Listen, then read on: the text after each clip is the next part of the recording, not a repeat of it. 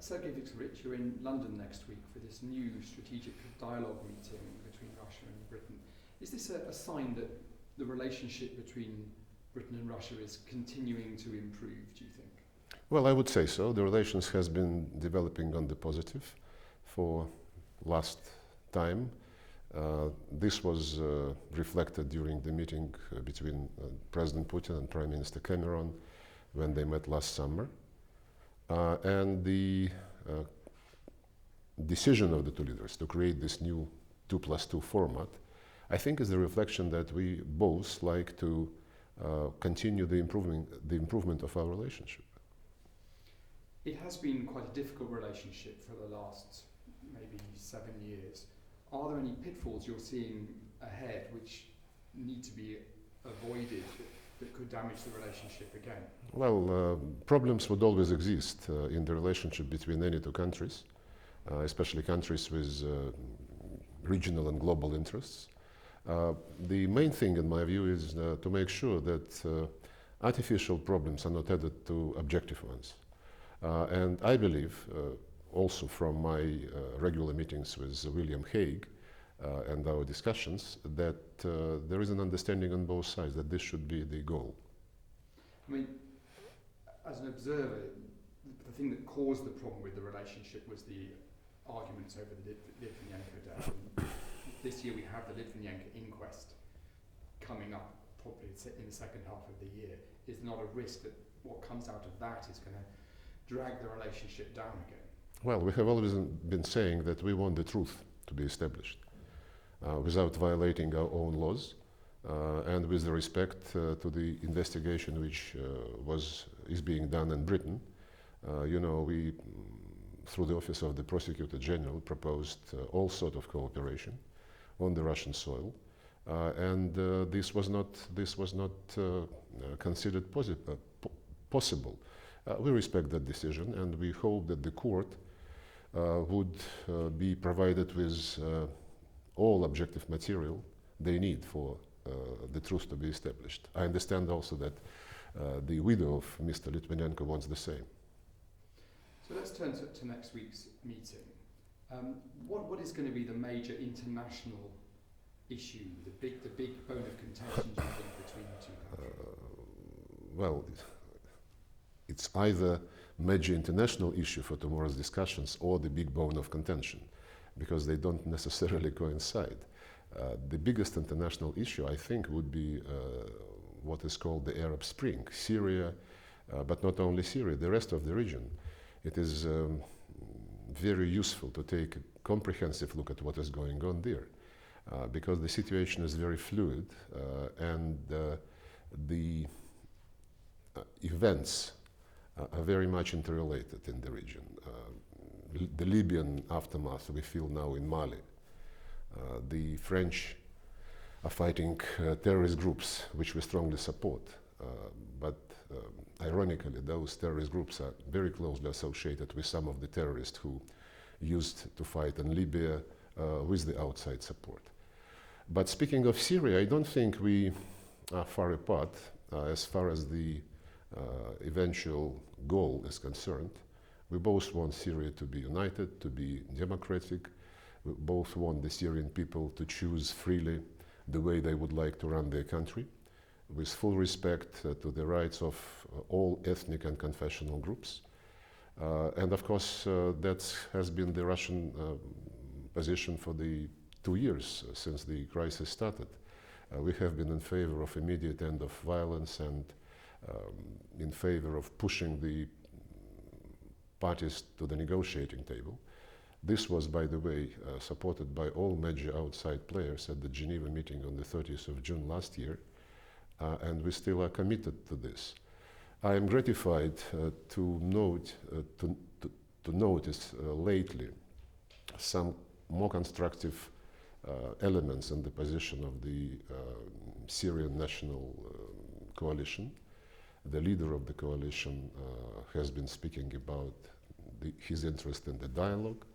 The government reiterated its readiness to do the same, including with those who are fighting on the ground, and so on and so forth. And I believe we must encourage this trend on both sides, That was our understanding with the Americans when we met with John Kerry a couple of weeks ago. And this would be certainly my intention to discuss in detail with William Hague. Because unless we all act in sync, telling the parties that we don't want any military solution, that we don't want any further loss of the Syrian lives, and that we want them to start negotiating in earnest, unless we do this, this crisis would continue and more blood would be spilled. When you're right, the language is very often in sync about the solution. Everyone agrees that it needs to be a negotiated solution. But when you look at the situation with the British now talking about providing armoured vehicles and body armour, the Americans talking about providing military rations, and with the Russian government still keeping its contracts in terms of arms supply to the Syrian government, it does seem as if Russia and Britain are on very different sides of the Syrian. Well, the air defense weapons which we have been supplying to Syria under the existing contracts cannot be used in this war. And they are needed legitimately to any country who is under threat of being attacked. And the helicopter repairs and so on that we keep hearing about? There was a dispatch of a couple of helicopters, but this doesn't make any difference. They have been shipped there, being disassembled for the assembly on the ground, and this would not make any change on the ground. We have been respecting all contracts, and we have not violated any single international convention. And in the Geneva communique, when we discussed it, this question was raised about demilitarizing the conflict. And we wanted to understand how this could be done as far as the supplies to the opposition are concerned.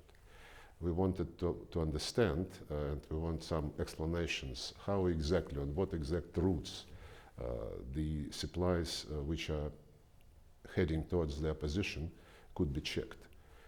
And if we are provided such an answer, such a presentation, then maybe we can consider some steps to demilitarize this conflict. But so far there was nothing.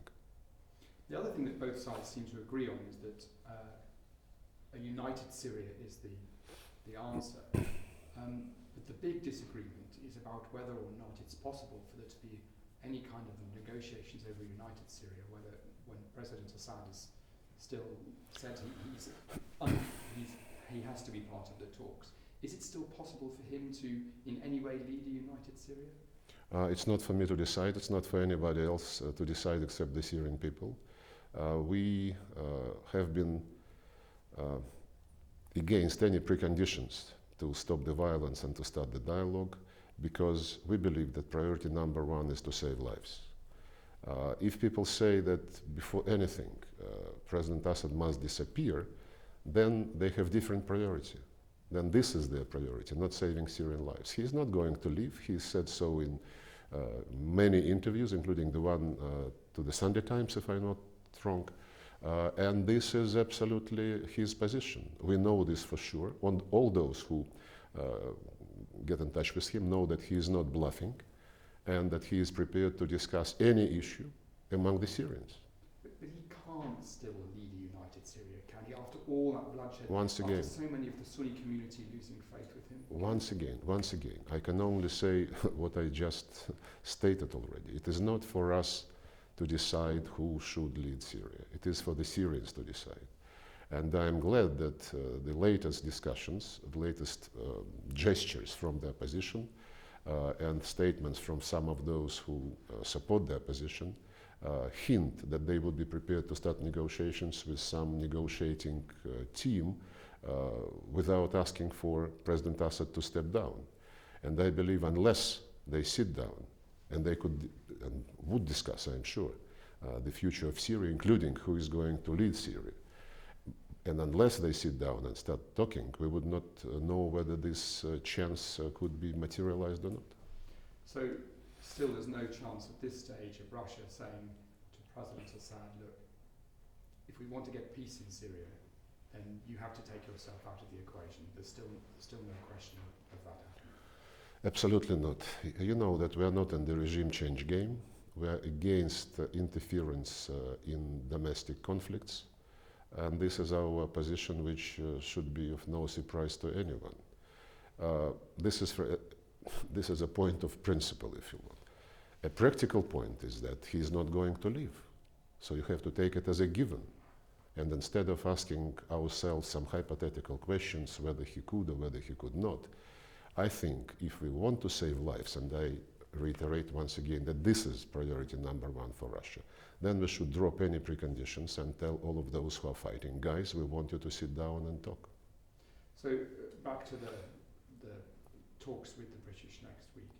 Do you think that these kind of lengthy face-to-face talks, which haven't been a regular part in the last few years of the Russian-British dialogue, do you think that is really going to allow these issues like Syria to be expressed more openly? Do you think this is a good way forward? It's a very comfortable format. It allows for the foreign ministers and defense ministers to discuss various situations in a comprehensive manner, from the political, military, humanitarian, social point of view. And it helps to get a better knowledge of what we are discussing, better knowledge of the position of each other. And apart from the Syrian crisis proper, we would certainly discuss the situation in other Arab countries where there is some lack of calm. Let me put it mildly. We would certainly discuss the Middle East settlement issues, Iranian nuclear issue, because both Russia and UK are part of this 5+1 group. And many other things which are on the agenda of the Security Council, since we are both permanent members of that body. Plus, I am sure our military colleagues,